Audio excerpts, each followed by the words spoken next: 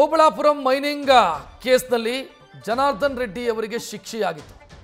ಸದ್ಯ ಈ ಕೇಸ್ನಲ್ಲಿ ಅವರಿಗೆ ರಿಲೀಫ್ ಸಿಕ್ಕಿದೆ. ಅವರಿಗೆ ಪ್ರಕಟವಾಗಿದ್ದಂತಹ ಶಿಕ್ಷೆಗೆ ತಡೆಯಾಜ್ಞೆ ಬಿದ್ದಿದೆ.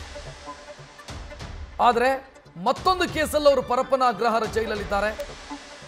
ಆ ಕಾರಣಕ್ಕಾಗಿ ಸದ್ಯಕ್ಕೆ ರಿಲೀಸ್ ಆಗುವಂತ ಸಾಧ್ಯತೆ ಕಡಿಮೆ. ಸದ್ಯ ಬೆಂಗಳೂರಿನ ಪರಪ್ಪನ ಅಗ್ರಹಾರ ಜೈಲಲ್ಲಿ ಜನಾರ್ದನ್ ರೆಡ್ಡಿ ಇದ್ದಾರೆ. ಬೆಂಗಳೂರು ಸಿಬಿಐನಿಂದ ನಡೀತಿದೆ ಮತ್ತೊಂದು ತನಿಖೆ.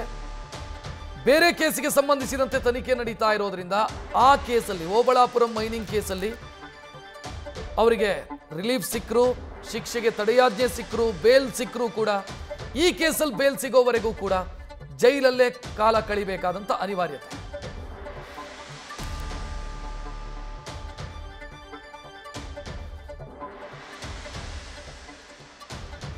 ಹೆಚ್ಚಿನ ಡೀಟೇಲ್ ನೀಡೋದಕ್ಕೆ ನಮ್ಮ ಪ್ರತಿನಿಧಿ ಚಂದ್ರಮೋಹನ್ ನೇರ ಸಂಪರ್ಕದಲ್ಲಿ. ಚಂದ್ರಮೋಹನ್, ಈಗ ಓಬಳಾಪುರಂ ಕೇಸಲ್ಲಿ ಶಿಕ್ಷೆಗೆ ತಡೆಯಾಜ್ಞೆ ಬಿತ್ತು, ಬೇಲ್ ಸಿಕ್ತು. ಇದೇನ್ ಕೇಸು?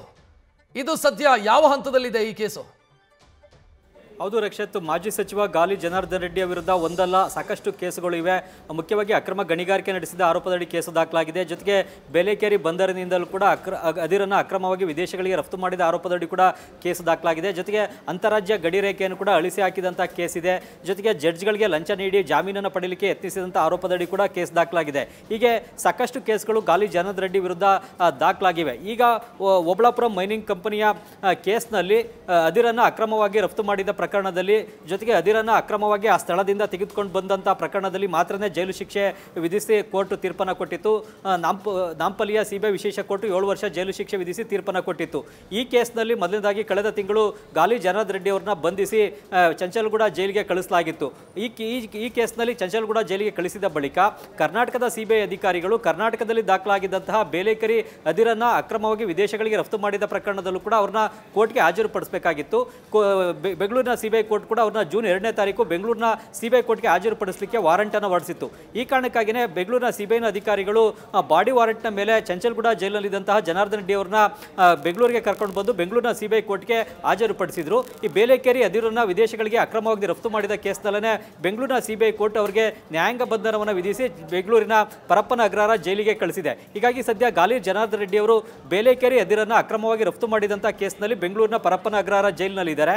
ಈಗ ಓಬಳಾಪುರಂ ಮೈನಿಂಗ್ ಕೇಸ್ನಲ್ಲಿ 7 ವರ್ಷ ಜೈಲು ಶಿಕ್ಷೆ ವಿಧಿಸಿದ್ದಕ್ಕೆ ಹೈಕೋರ್ಟ್ ತಡೆಯಾಜ್ಞೆಯನ್ನು ಕೊಟ್ಟಿದೆ.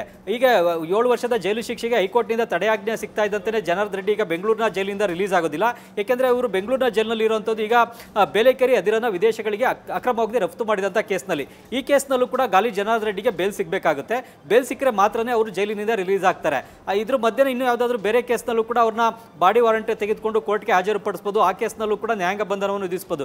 ಈಗ ಗಾಲಿ ಜನಾರ್ದನ್ ರೆಡ್ಡಿ ವಿರುದ್ಧ ಒಂದಲ್ಲ ಎರಡಲ್ಲ ಸಾಕಷ್ಟು ಕೇಸ್ಗಳು ಅವರ ವಿರುದ್ಧ ದಾಖಲಾಗಿವೆ. ಹೀಗಾಗಿ ಈ ಎಲ್ಲ ಕೇಸ್ಗಳು ಮುಗಿಬೇಕಾಗುತ್ತೆ ಮತ್ತು ಬೇರೆ ಬೇರೆ ಕೇಸ್ಗಳಲ್ಲೂ ಕೂಡ ಬೇಲನ್ನು ಪಡ್ಕೊಳ್ಬೇಕಾಗುತ್ತೆ. ಈಗ 2ನೇ ಕೇಸ್ನಲ್ಲಿ ಜೈಲು ಪಾಲಾಗಿರ್ತಕ್ಕಂಥದ್ದು ಬೇಲೆಕೇರಿ ಅದಿರನ್ನ ವಿದೇಶಗಳಿಗೆ ಅಕ್ರಮವಾಗಿ ರಫ್ತು ಮಾಡಿದಂಥ ಕೇಸಲ್ಲಿ.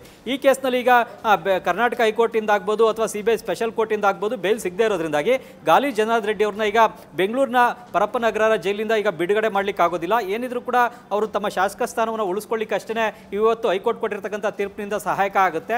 ಯಾಕೆಂತಂದ್ರೆ ಹೈಕೋರ್ಟ್ ನಾಂಪಲ್ಲಿ ಸಿಬಿಐ ಕೋರ್ಟ್ ಕೊಟ್ಟಂತ ತೀರ್ಪಿಗೆ ತಡೆಯಾಜ್ಞೆ ಕೊಟ್ಟಿದೆ. ಆ ತೀರ್ಪನ್ನೇ ಅಮಾನತ್ನಲ್ಲಿಟ್ಟು ಆದೇಶವನ್ನು ಕೊಟ್ಟಿದೆ. ಆ ಕಾರಣಕ್ಕಾಗಿಯೇ ಅವರ ಶಾಸಕ ಸ್ಥಾನವನ್ನು ಮತ್ತೆ ಉಳಿಸ್ಕೊಳ್ಬಹುದು. ಗಂಗಾವತಿಯ ಶಾಸಕರಾಗಿ ಗಾಲಿ ಜನಾರ್ದನ್ ರೆಡ್ಡಿ ಮುಂದುವರಿಲಿಕ್ಕೆ ಈಗ ಹೈಕೋರ್ಟ್ ಆದೇಶದಿಂದ ಅನುಕೂಲ ಆಗುತ್ತೆ. ಆದರೆ ಜೈಲಿನಿಂದ ಬಿಡುಗಡೆ ಆಗಲಿಕ್ಕೆ ಇದರಿಂದ ಸಹಾಯಕ ಆಗೋದಿಲ್ಲ. ಈ ಬೇಲೆಕೇರಿ ಬಂದರಿನ ಅದಿರನ್ನ ಅಕ್ರಮವಾಗಿ ವಿದೇಶಕ್ಕೆ ರಫ್ತು ಮಾಡಿದಂಥ ಕೇಸ್ನಲ್ಲೂ ಕೂಡ ಅವರು ಬೇಲನ್ನು ಪಡ್ಕೊಳ್ಬೇಕಾಗುತ್ತೆ. ಬೇಲ್ ಸಿಕ್ಕರಷ್ಟೇ ಜೈಲಿನಿಂದ ಬಿಡುಗಡೆ ಆಗ್ಬೋದು. ರಕ್ಷತ್, ನ್ಯೂಸ್ ಫಸ್ಟ್ ನಿರ್ಭೀತಿಯಿಂದ ನಿಮ್ಮ ಪರವಾಗಿ.